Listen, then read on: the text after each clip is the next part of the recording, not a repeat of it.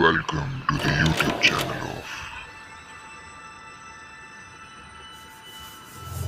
of Accounts का बाप।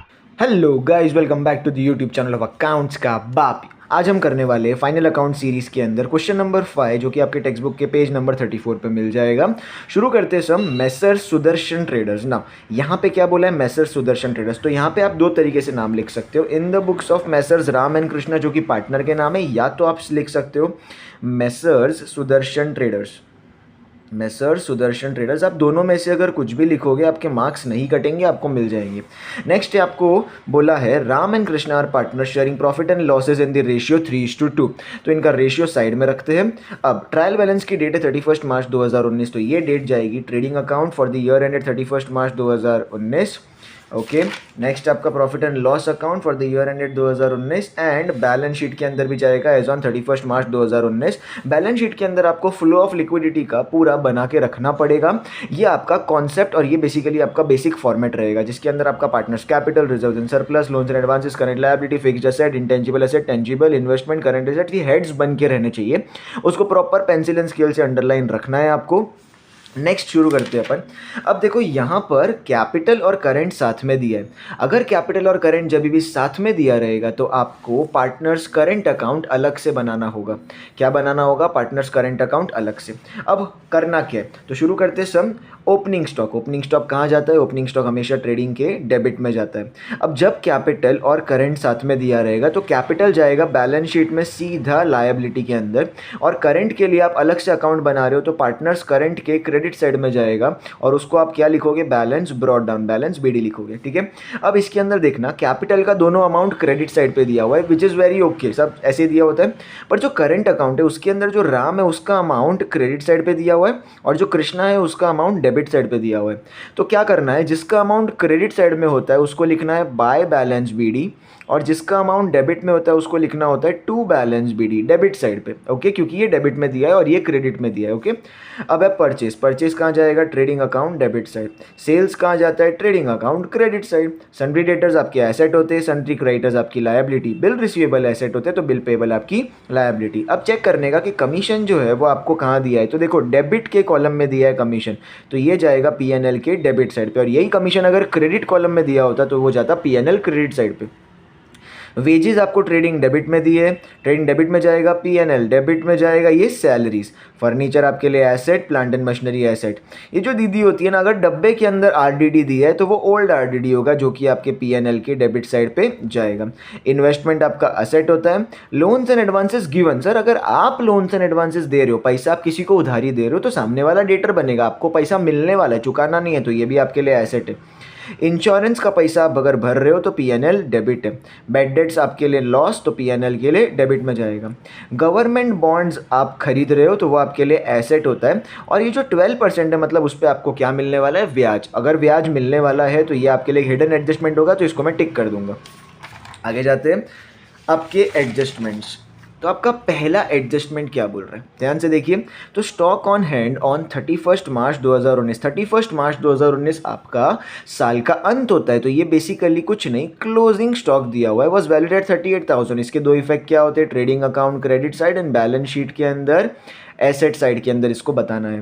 Now Ram is allowed a salary of 6,000। अब राम एक पार्टनर है और पार्टनर को सैलरी मिल रही है। पार्टनर को अगर सैलरी मिल रही है तो इसको दो पॉइंट से सोचना है आपको। पहला पॉइंट होता है कंपनी या फर्म के पॉइंट से। फर्म पार्टनर को सैलरी दे रहा है तो फर्म के पास से पैसा गया, फर्म का एक्सपेंस हुआ। फर्म का एक्सपेंस हुआ तो उसका आएगा पीएनएल डेबिट, उसका इफेक्ट आएगा पीएनएल के डेबिट, क्योंकि नुकसान, एक्सपेंस यार, एक्सपेंस बोलो या नुकसान बोलो। सेकेंडली पार्टनर के पॉइंट से सोचना है। पार्टनर के लिए क्या हुआ? गेन। पार्टनर के लिए हुई इनकम, तो वो जाएगा पार्टनर्स करंट के क्रेडिट साइड पे, क्योंकि उसके लिए वो इनकम है। तो दोनों के पॉइंट से सोचना है आपको। ठीक है, अब second, Krishna is allowed commission at 3% on net sales. अब कृष्णा को कमीशन मिल रहा है, अब पार्टनर को कमीशन दे रहा है कंपनी, तो फिर से सेम ही चीज़ सोचनी है, दो पॉइंट से। सबसे पहले तो बिजनेस किसी पार्टनर को कमीशन दे रहा है तो उसका तो खर्चा हो रहा है, पैसा गया मतलब पीएनएल के डेबिट, एक्सपेंस हुआ। सेकंड, अगर मैं पार्टनर के पॉइंट से सोचूंगा तो उसके लिए तो इनकम है, गेन है ना, तो सेकंड इफेक्ट कहाँ जाएगा? पार्टनर्स करंट के क्रेडिट साइड पे। अब ये 3% ऑन नेट सेल्स क्या है वो अपन सम करेंगे तब समझ जाएगा। अब है next interest on partners capital. फिर से इसको 2 पॉइंट से सोचना है। देखो यहाँ पर इंटरेस्ट कौन किसको देगा, तो suppose this is business and this is businessman. Businessman ने बिजनेस को पैसा दिया यूज़ करने के लिए, बिजनेस उन पैसों से काम चला रहा है, गाड़ी चल रही है उसकी, चुचुक चुचुक चुचुक गाड़ी चल रही है। अब उस पैसों को यूज़ करने के लिए बिजनेस क्या करेगा ना, बिजनेसमैन को कुछ ब्याज देगा। तो यहाँ पे कौन किसको इंटरेस्ट दे रहा है, इंटरेस्ट ऑन कैपिटल, बिजनेसमैन को कुछ पैसा दे रहा है ब्याज के तौर पर।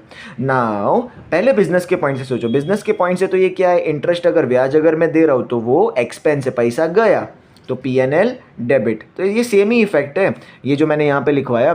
सेकेंडली अगर मैं पार्टनर के पॉइंट से सोचूंगा तो पार्टनर के लिए तो गेन है, प्रॉफिट हुआ, इनकम हुआ, तो ये होगा पार्टनर्स करंट के क्रेडिट साइड पे, तो सेम इफेक्ट इसके अंदर भी आएगा। अब जाते हैं provide depreciation on plant and machinery. Plant and machinery पर डेप्रिसिएशन, तो इसके अंदर तो भाई एसेट की वैल्यू घट गई तो होगा लेस फ्रॉम एसेट, और दूसरा इफेक्ट होगा P&L के डेबिट साइड पे क्योंकि लॉस हो गया।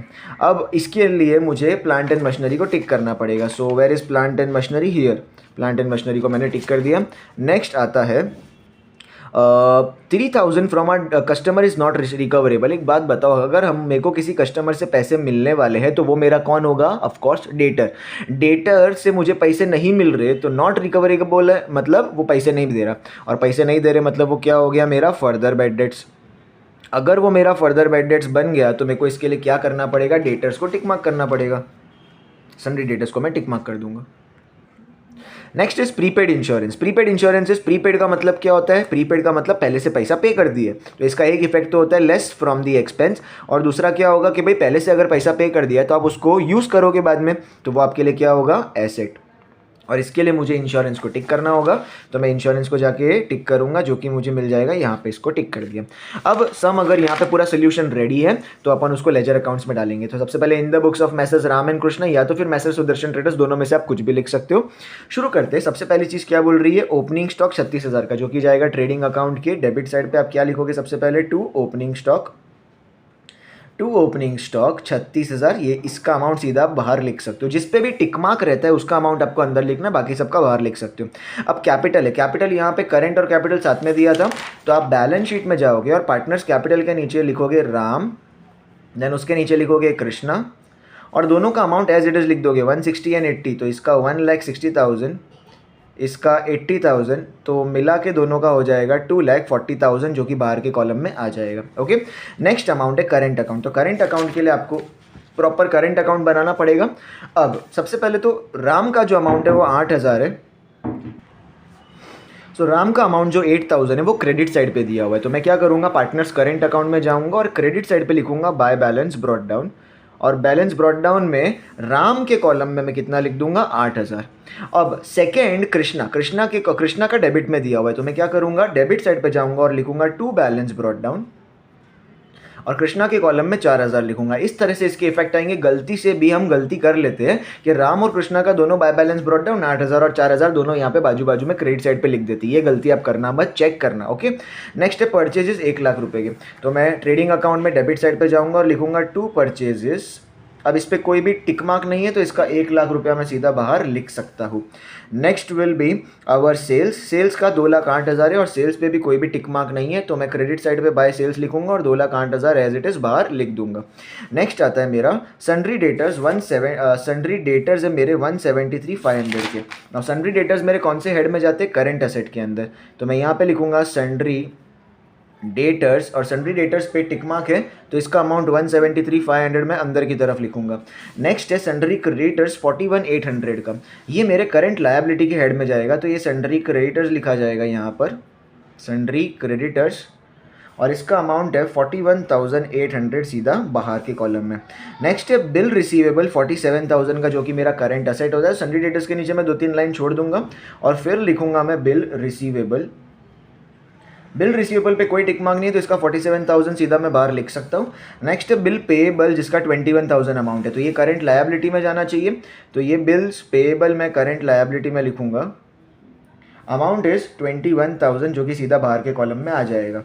अब है कमीशन 2,800 का, तो ये जाएगा प्रॉफिट एंड लॉस अकाउंट के डेबिट साइड पे, इसको मैं लिखूंगा एज टू कमीशन, अमाउंट है 2800, सीधा मैं बाहर के कॉलम में लिख सकता हूँ। नेक्स्ट इज वेजेस 1760 रुपये का, तो ये जाएगा ट्रेडिंग अकाउंट में। ट्रेडिंग अकाउंट के डेबिट साइड पे आप लिखोगे टू वेजेस 1760, मैं सीधा बाहर के कॉलम में लिख सकता हूँ। अब है सैलरीज 3000 जो कि प्रॉफिट एंड लॉस अकाउंट में जाना चाहिए, तो ये यहाँ पे आएगा टू सैलरीज 3000 रुपया यहाँ पे लिखना पड़ेगा। नेक्स्ट है फर्नीचर 25000, ये मेरा फिक्स्ड असेट के नीचे टेंजिबल असेट में आता है, तो यहाँ पे मैं लिखूंगा फर्नीचर, और फर्नीचर का अमाउंट है 25000, इस पर कोई टिक मार्क नहीं है तो मैं सीधा बाहर लिख सकता हूँ। फर्नीचर के बाद है प्लांट एंड मशीनरी 63000 पर टिक मार्क है, तो इसी के नीचे मैं लिख सकता हूँ प्लांट एंड मशीनरी, इसका अमाउंट 63000 अंदर के कॉलम में लिखेंगे। अब नेक्स्ट है ओल्ड आरडीडी 1000 रुपये का, तो यहाँ पर मैं क्या कर दूंगा ना, पूरा फॉर्मेट बनाऊंगा प्रॉफिट एंड लॉस अकाउंट के अंदर। क्या होता है फॉर्मेट, ज़रा आप बताओ। टू बैड डेट्स, उसके बाद आप लिखते हो ऐड फर्दर बैड डेट्स, उसके बाद आप लिखते हो ऐड न्यू आरडीडी, और फिर आप लिखोगे लेस ओल्ड आरडीडी। यस, अब यहाँ पर मुझे ओल्ड आरडीडी कितना दिया हुआ 1000, तो उसके बाजू में मैं 1000 लिख दूंगा। नेक्स्ट आता है इन्वेस्टमेंट 10,500 का। इन्वेस्टमेंट आपके असेट साइड पे ऑलरेडी एक हेड है, तो उसके बाजू में सीधा जाके मुझे 10,500 लिख देना है, बाहर के कॉलम में कोई टिक मार्क नहीं है। Loans and advances given 35 to 40, आप अगर किसी को पैसा दे रहे हो तो वो आपके लिए करंट असेट होगा, और आप यहाँ पे लिखोगे लोन्स एंड एडवांसेस गिवन कितना होगा, ये आपके लिए 35,240 सीधा बाहर के कॉलम में आप लिख सकते हो। नेक्स्ट है इंश्योरेंस 2500 का, ये आप कहाँ जाओगे, पीएनएल के डेबिट में आप लिखोगे टू इंश्योरेंस, पर इसका अमाउंट 2500 आप अंदर लिखोगे क्योंकि इस पे ऊपर टिक मार्क है। नेक्स्ट है बैड डेट्स आपको 500 दिए, तो ये तो अपन ने फॉर्मेट बना के रखा है, तो बैड डेट्स के बाजू में सिंपल मैं 500 लिख दूंगा। अब आगे जाते हैं 12% गवर्नमेंट बॉन्ड्स। ये जो गवर्नमेंट बॉन्ड्स होते हैं वो एक्चुअली में असेट साइड पे इन्वेस्टमेंट के हेड के नीचे आएंगे, तो आपको बोला है यहाँ पर 12% गवर्नमेंट बॉन्ड्स, तो यहाँ पे इसके नीचे लिखूंगा मैं 12% गवर्नमेंट बॉन्ड्स, इसका अमाउंट है 15,000।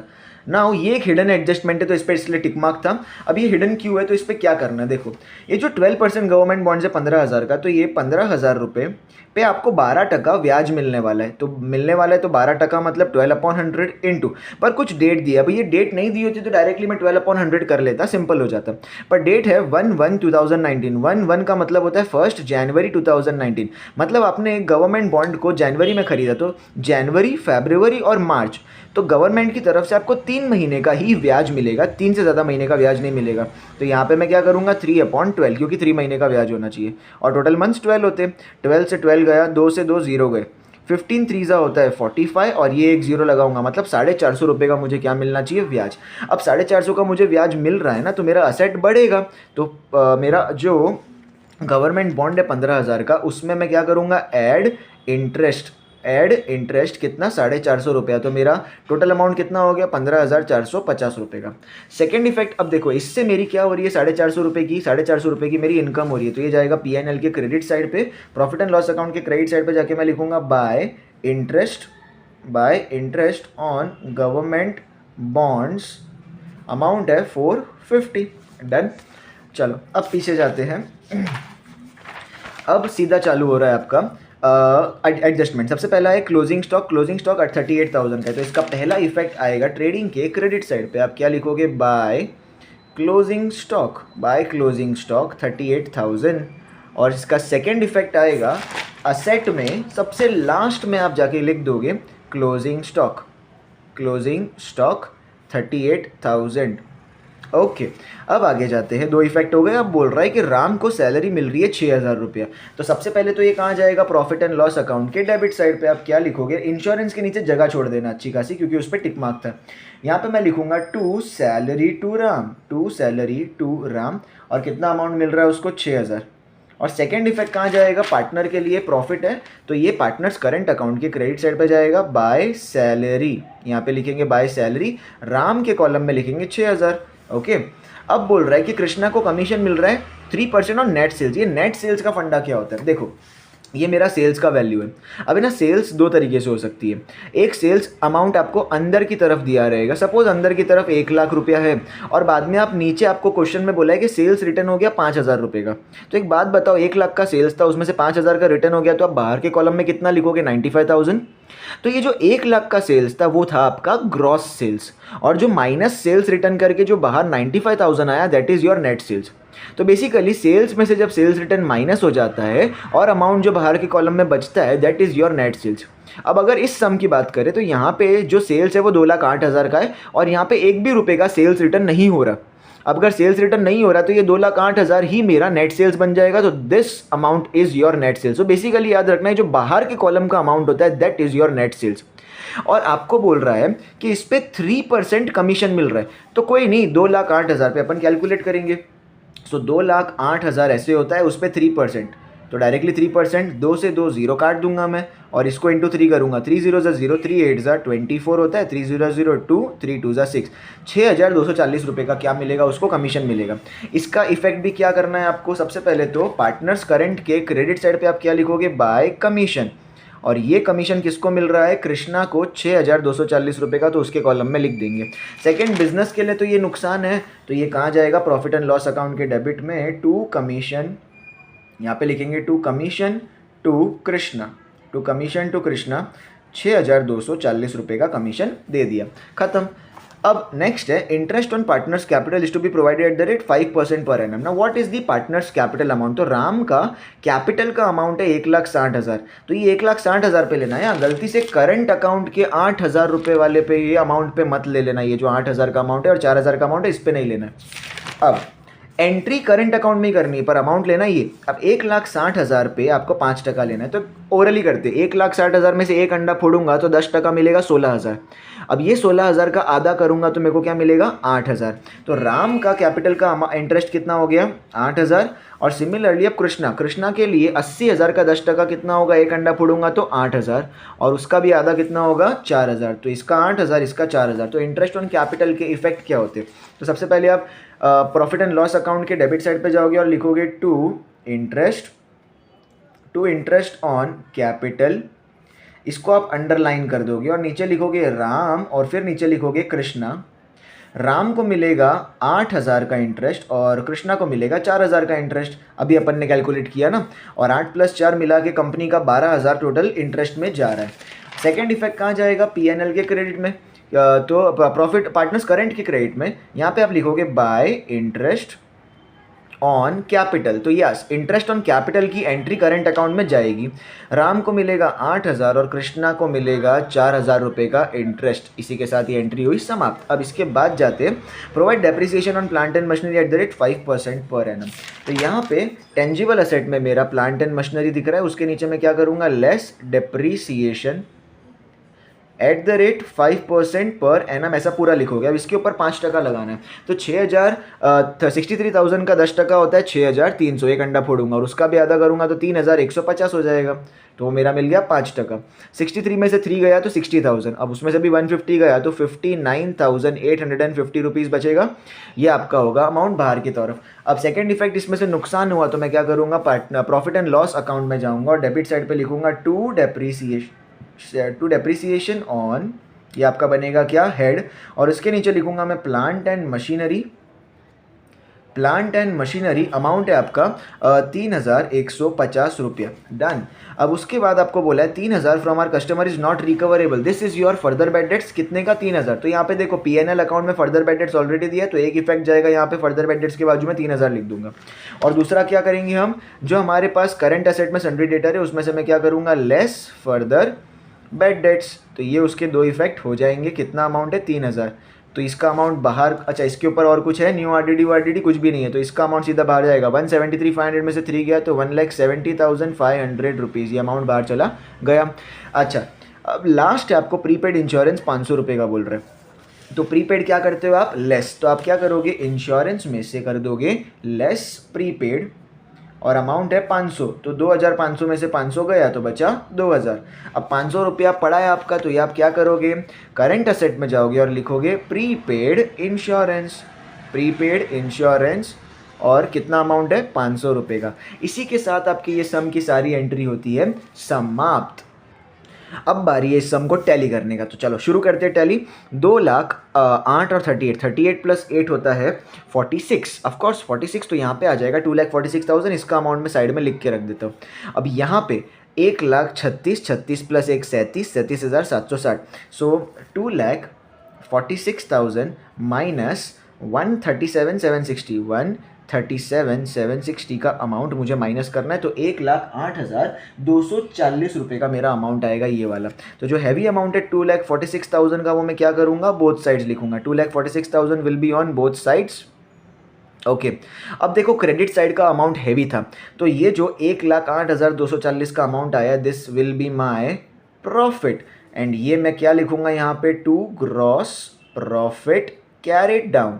अच्छा नीचे मुझे लिखना होगा, यहाँ पर सभी को लिखना है transferred to profit and loss account. ये प्रॉफिट एंड लॉस अकाउंट में ट्रांसफर होगा 1,08,240।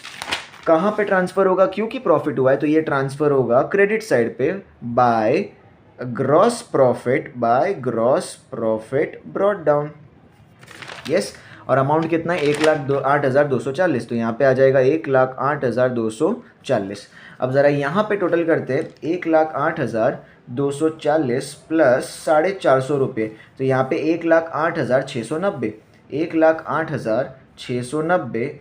ओह सॉरी यहाँ पर गलती से ज़्यादा हो गया, 1,08,690 माइनस। अब देखो इधर ये ही हैवी अमाउंट है, तो इसमें से ये सारे अमाउंट मुझे माइनस करने हैं। तो इसके अंदर सबसे पहले तो मुझे ये प्लस माइनस करके बाहर अमाउंट डालना पड़ेगा। तो न्यू आरडीडी मेरी कुछ भी नहीं है, 3,500 में से 1,000 गया तो 2,500 बाहर की तरफ आ जाएगा। तो पहले ये कर देता हूँ और सारे अमाउंट्स बाहर है। अब इसका माइनस करते हैं, तो सबसे पहले 2,800 माइनस होगा, फिर 3,000 माइनस होगा, फिर 2,500 माइनस होगा, फिर 2,000 माइनस होगा, और फिर 6,000 माइनस होगा, फिर 6,240 माइनस होगा, फिर 12 प्लस 3 15, तो 15,150 माइनस हो जाएगा, तो बचेगा 71,000। तो इसमें जो हैवी अमाउंट है वो मेरा फर्स्ट अमाउंट था 1,08,690। सो ये जो 1,08,690 का अमाउंट है वो मैं क्या लिखूंगा ना, both sides. 1,08,690 will be on both sides. उसमें से मेरा जो अमाउंट है 71,000 का, वो मेरा होगा क्रेडिट साइड का अमाउंट। क्रेडिट साइड का अमाउंट अगर हैवी है तो वो क्या होगा, 71,000 का नेट प्रॉफिट। तो यहाँ पे मैं लिखूंगा to net profit carried down. ये बटेगा राम और कृष्णा दोनों के अंदर, and what is my ratio. So मुझे क्वेश्चन खोल के देखना होगा और मेरा रेशियो चेक इट आउट। यहाँ पे दिया हुआ था आपको क्वेश्चन की स्टार्टिंग में 3:2, करेक्ट है। तो यहाँ पे देखो मैं क्या करूँगा, तो यहाँ पे इसको 3 मिलेगा, इसको 2 मिलेगा, और 3 + 2 मिला के कितना होता है 5, तो बेस में आएगा 5। इसको मिलेगा 3/5, इसको मिलेगा 2/5। एरो बना देता हूँ, 71,000 × 3 डिवाइडेड बाई 5, तो ये इसको मिलेगा 42,600। अच्छा ये 3 के जगह पे अब मैं लिख देता हूँ सिंपल 2, तो 2 डिवाइडेड बाई 5 होगा 28,400, तो इसको मिलेगा 28,400। ये मेरा क्या मिला मेरे को, ये मिला मेरे को नेट प्रॉफिट। नेट प्रॉफिट आप कहाँ ट्रांसफर करते हो, पार्टनर्स करंट अकाउंट या कैपिटल अकाउंट जो भी बना रहे हो। तो यहाँ पे करंट अकाउंट है तो यहाँ पे जाएगा क्रेडिट साइड पे by net profit brought down. अच्छा इसका था 42,600 एंड इसका 28,400, तो 400 है कि 600, 42,600 एंड 28,400 दोनों के अंदर अमाउंट चला जाएगा। अब मैं क्या करूँगा, दोनों का इंडिविजुअल टोटल करूँगा। सो 8 + 8, अच्छा 42 + 8 पहले कर देते तो 50 हो जाएगा, 50, 8 + 6 होता है 14, 50 + 14 हो गया 64,600, तो 64,600 का heavy amount will be on both sides. अब देखोगे तो यहाँ पर 64,600 से माइनस करने के लिए एक भी अमाउंट ही नहीं है, तो 0 है। 64,600 माइनस 0 विल बी 64,600। ये हमारी तेल गिर गया, हम कुछ खा रहे थे यहाँ पर, तो मस्त गोल गोल येलो बन गया है इसको इग्नोर करना। तो ये बन जाएगा to balance carried down, this will be your to balance carried down. अब सर यहाँ पे कृष्णा का करते हैं, तो 6 + 4 होता है 10, 28 + 10 हो गया 38, 400 + 200 640, तो 38,640 will be my heavy amount. 38,640 on both sides. 38 में से 4,000 माइनस हो जाएगा तो बचेगा 34,640। ये कैरिड डाउन अमाउंट कहाँ जाता है, ये कैरिड डाउन अमाउंट आपके जाएगा फाइनल लायबिलिटी साइड पर। और आप इधर नया हेड बनाओगे जिसको आप बोलोगे पार्टनर्स करंट। इसको आप प्रॉपर अंडरलाइन करोगे, इधर लिखोगे राम, इधर लिखोगे कृष्णा, और दोनों का अमाउंट लिखा जाएगा 64,600 और 34,640। तो इधर 64,600 एंड 34,640 दोनों लिखा जाएगा। प्लस करते हैं तो 0 0 + 4 4, 6 + 6 12, 4 + 1 8 9 हो गया, और 6 + 3 9, 99,240। अब फाइनल हमारा तो एक ही काम बचा, और वो है लेके भोले बाबा का नाम टैली करते। तो 2,40,000 प्लस 41,800 प्लस 21,000 एंड प्लस 99,240। तो हमारा फाइनल टैली अमाउंट आ रहा है 4,02,040, 40 रुपया। तो 4,02,040 रुपया। तो यहाँ का भी सेम ही आना चाहिए। लेट्स सी क्या आ रहा है। तो यहाँ पे पहला अमाउंट है 25,000, उसके बाद अमाउंट है 59,850, उसके बाद है 10,500, फिर है 15,000, सॉरी 14 लिख दिया, 15,450, फिर अमाउंट है मेरा 1,70,500। तो 1,70,500, फिर है 47,000, और फिर है 35,240, फिर है 38,500, तो 38,500। तो 4,02,040 जो कि आपका अमाउंट इस तरफ भी आया था, वही सेम अमाउंट आपको इस तरफ भी आ गया 4,02,040। इसी के साथ ये हो गया आपका टैली। इसको हटाते हैं और अब कुछ चीज़ें प्रेजेंटेशन के लिए। तो सबसे पहले जब भी बैलेंस शीट में आपका सम टैली हो जाए, तो सबसे पहले तो very very all the best और कॉन्ग्रेचुलेशन कि भाई आपका एक ही बार में सम टैली हो गया। ये खुशी सिर्फ कॉमर्स वाले ही जान सकते हैं। यहाँ पे आपको टोटल रुपीज़ कैपिटल लेटर में लिखना है, टोटल रुपीज़। उसके बाद कुछ हेड्स है यहाँ पर जिनका यूजेज नहीं हुआ। For example reserves and surplus, इसके अंदर कुछ एंट्री ही नहीं आया, तो आप यहाँ पे कैपिटल लेटर में बाहर के कॉलम में निल लिखोगे।